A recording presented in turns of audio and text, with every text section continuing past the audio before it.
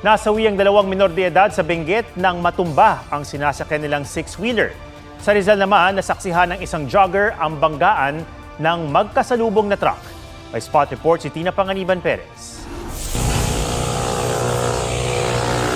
Sa gitna ng video ng paglalakad ng lalaking ito sa pakurbang bahagi ng Domsa o Don Mariano Santos Avenue sa Angono, Rizal, biglang narinig ang matinding pagpreno ng sasakyan.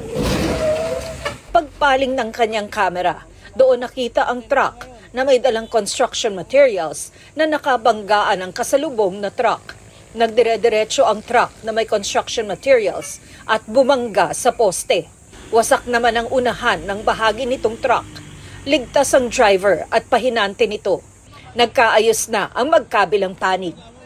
Sa Senator Ninoy Aquino, Sultan Kudarat, humambalang naman ang isang 10-wheeler matapos mahulog ang likurang bahagi nito. Ayon sa nakasaksi, paliko ang truck sa kurbadang bahagi ng kalsada nang maaksidente. Ang truck ay kargado ng construction materials. 5 ang patay at mahigit 20 ang sugatan nang matumba ang sinakyan nilang six-wheeler sa Kabayan, Benguet.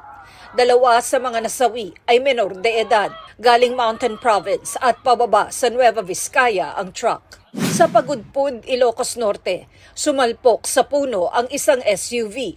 Nayupi ang bubong nito kaya hirap mailabas sa mga sakay na galing Isabela. 2 babaeng sakay nito ang dead on arrival sa ospital. 7 ang nagpapagaling sa ospital, kabilang ang 20 anyos na driver. Batay sa investigasyon, nawala ng kontrol sa sasakyan ang driver. Tina Panganiban Perez, GMA News.